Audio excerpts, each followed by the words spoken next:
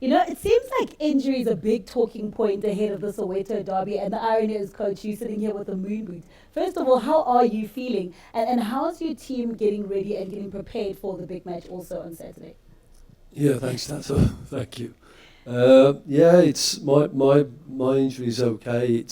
It was a fracture and it's turned into a torn tendon. So it's painful, but it's what it is. And Sorry, Coach. other coaches have had to sit on the bench with a moon boot on. So join the club. Yeah. I'll get by. I'm more concerned with the players. Like for example, in training, guys, we had Spiso Clancy tore his Achilles tendon today. Sure. So that's another one on our list. So he's going to be out for probably a good few months. I think, look, everybody has injuries, and we both got our injury list, and you can wish that he would be back, and he would be back, and have a full squad to select from. But that's not how it is. You know, the boys that we've been working with have been doing a great job and really, really working hard. And as we've all said, when the derby comes around, that little bit more of adrenaline kicks in, and control that, so it's a positive thing. And I'm sure this time round, I'd love the fans to be there. That's what the blood of football is. The fans. We are the muscles and the bones, but the blood is the fans. I hope they still enjoy it. You guys are making a fantastic fist of it for them, so we hope that we can as well. And also another question, Coach Mandla spoke about this being also his first taste of the Soweto derby. This is not your first rodeo, whether it's a cup competition, whether it's for charity, whether in the league. It's always a highly built match. But this one's a bit different, especially looking at your results and how you come into this match. How do you think you're going to attack this one and really try and make sure that Kaizer Chiefs boss this one at home and take the first 3 pointers? I think first of all the derby is the derby. What goes before and what comes after many times is totally irrelevant. You know, it lives its own life. How do you deal with the occasion? You know, we have debutants. How do they deal with the occasion? The experienced guys, can they give their experience and help them out? You know, there's all of those things. Do you get the game plan right? You know, do you know your opponents well enough? You know, all of those things, they come on the day, and, you know, the wise coach sitting next to me said that it lives its own life on the day, and he's 100% right. You know, so what you can do is you can do your preparations and tick all the boxes, and then on the day you've got to make sure that you perform. So there's never any guarantees, but we'll tick all the boxes, and then we'll go into it foot to the floor. Yeah, knowing that they've done their homework and they want to come out to FNB Stadium and take away those 3 points away from you at home, that should also be inspiring to reignite Kaizer Chiefs. Yeah, look, Manda's done his homework, so he's obviously prepared properly, and we've done the same. Mm-hmm. So you hope, as many of the ones before have been, you hope that it's not that the two teams cancel each other out and it's a boring game for the fans. I don't think this will be. I think this will be a very good game of football. We've done our homework on Pirates, and even though they've had their injuries, they've still put together a balanced team that has a profile. And luckily for us, we've looked at that profile and we think we've got a few things that will help us get through the 90 minutes. Okay, good. Yeah, we've got most of our players are at least back in training, doing their rehab. So we got Samir is the only one who's not. He's got a long way ahead of him. Leo Castro's back into training without being available. Dumi Bisani's also back in training. Hasn't played any minutes yet, so he's getting closer. Lebo, Sia, those are the ones I can think of, and now Spiso Clancy added to that list. So they're all possible big hitters, you know. They're all possible frontline troops. So there's a wealth of experience ready to come back, and I hope we can get them back quickly. But as Manda says, you know, you get on with it anyway, and some good things will come from it. Some things, good things have already come from it. So we'll just keep on playing with the players that we have, and I'm sure they're going to do okay. As well, do you guys tell the players not to focus too much on social media because it can actually make or break them? And Tato, you've honestly spoken about the power of social media. So do you also guys work on the mentality of the players building up to the derby? Thank you. Stuart? I think it's a great question. It's a great question, really is.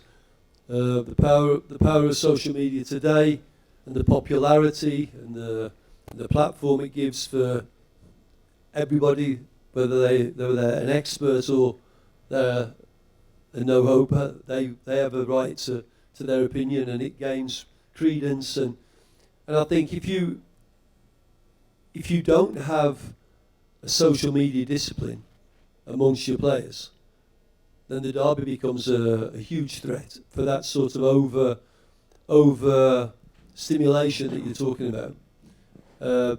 If you need to get validation from social media to have confidence as an athlete, then you've already gone down the wrong road. So we've got to do our work every day, every session, every game, so that they are prepared for the derby. Now, we've heard so many people saying the derby is special. It is, and you're 100% correct to raise this as being a special situation. It's like when you've got your kids. You raise your kids, they go out in the world, the standards you give them, you hope they can manage it. We work with our players, we hope when they come to the derby, they can manage it. But it's an absolute stick-on of a question. So, yeah, we hope that the players will manage it. We have done work with them. Coach Stuart, the conversation, of course, around Pirates, in any other time, having standard players that play in week out from a team, it will be easier to prepare for them because you'd understand how they play. But in this case, you've got a roving team from Pirates. Just how harder is it then to prepare, not knowing the players that are sort of going to be there on the park on the day? Yeah, I think when you go into a game, you try and do your homework on the team, individual players, and you have to balance that with doing your own work. You've got to balance that with making a game plan that your players understand and you communicate that properly. And sometimes we can overcook it. So if you don't know the shoe size of Orlando Pirates reserve left back, I don't think that's a disadvantage, and that's just a hypothetical, of course. But the more information you've got in this short space of time, I'm not sure it's going to do you that much good.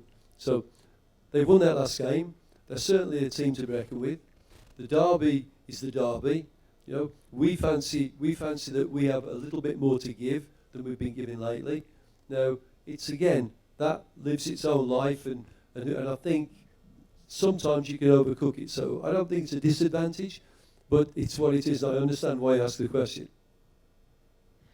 From your personal experience, seeing that it's your second stint with Kaizer Chiefs, what is your personal experience of the derby, and how has the rivalry changed from the time you were here before, right up until your second stint now? My first experience of the derby was actually I watched one when I was the Bafana coach first time round, and it was an incredible experience. I wasn't involved in it at that time. Then when I was at Chiefs the first time round, my first derby it's intimidating, it's exciting, but I think it's very, very special in as much as it lives such a life, you don't really know that until you've experienced it. And I think it'll be different now to having 94,000 people in the stadium. I think there's going to be different challenges. There's going to be different things that you've got to look at. But for a coach, as a professional athlete, I love it. I love it. I love the knife at the throat. I love living like that. So, you make a mistake from the bench, you've lost the game, disaster.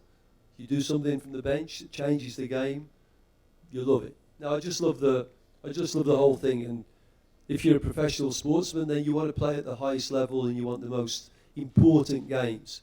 You don't want to play an unimportant game. You know, if you do, then sorry, I'm not one of those. I like these big games. I love testing myself and the players, and I'm sure Mandel loves it as well. It's would we change it? Would we go and sit somewhere else today instead of sitting here? Not a chance. Coach, we talk about the prestige and how big this game is. Does it bother you that this derby comes at a time when these two teams are almost at the foot of the top 8? A game like this is associated with these two teams being there, showing how these teams, or what these teams are to football in South Africa. Does it bother you that it comes at a time when you are where you are right now? And what will you ensure to make sure that at least by the time you go to the second round, there's more attraction to it than just being the normal Soweto derby? No, I agree with Mandel in as much as that going into it, I don't think we reflect on the position as much as you're thinking about the performance. I think for our own part, we've been happy with certain aspects of our performances in every game, and yet small moments in the game have had a massive impact on the amount of points that we've got. So it's not important to look at the log now, it's important to look at the log at the end of the season where we see where both of the teams finish then. I think that's important, and I think if you're a professional, when you go into the derby, you've got to make sure that you perform on the day. That's everything. Perform on the day. Don't go in there bringing into your world worries like, oh, where are we in the log, and do I know enough about that player, and there's no crowd, and oh, I don't usually, this referee doesn't like me, and oh, it's raining today, my goodness. You know, the less chitter chatter that you bring into your world on the day of a derby gives you a chance of making a performance. And I think that's what I'll be advising the players to get to, and maybe even the coaching staff. Coaches always debate on, we rightly or wrongly, that people will say that Chiefs' back four should line up like this, so and so should play in a particular position, and I mean that's up to anyone's opinion. But at this point in the season, have you reached a point where you've actually settled on what you feel is your best defensive combination? Defensive combination, yeah. No, I think we've looked at a lot of combinations. We've looked at a few where we say, is the time right to make that change? Now we've got the injury to Soweto, which we're going to have to make a change. And you say, how many changes do you want to make? Do you want to make changes going into a big game like this, or do you want to wait? All those things depend on what you see in training every day. It depends on what you see if you give them a performance from the bench, for example. The confidence of the player, the makeup of all of those things go to me making a final decision. Absolutely not made a final decision on what our best back four is or our best central midfield. Not at all. But I do think that when you're looking at all of your options, a part of the game of football is the fact that not everybody agrees with me. You know, if you get all of the PSL coaches sitting in here, and we picked an Orlando Pirates team and a Kaizer Chiefs team, even though they're coaches, they probably have got a greater understanding of our job, it wouldn't be the same. And that's what's wonderful with football. I've got no problem with people not agreeing with me. Absolutely not. And I love it, and I love the supporters to show that passion and get involved, that they care. So for me, if people don't agree with the back four, or they don't agree with who are playing the midfield, that's okay. That's okay. But what I'll do is I'll give my opinion, then they don't have to agree with it, but maybe they can respect it because I work more with the players than anybody else.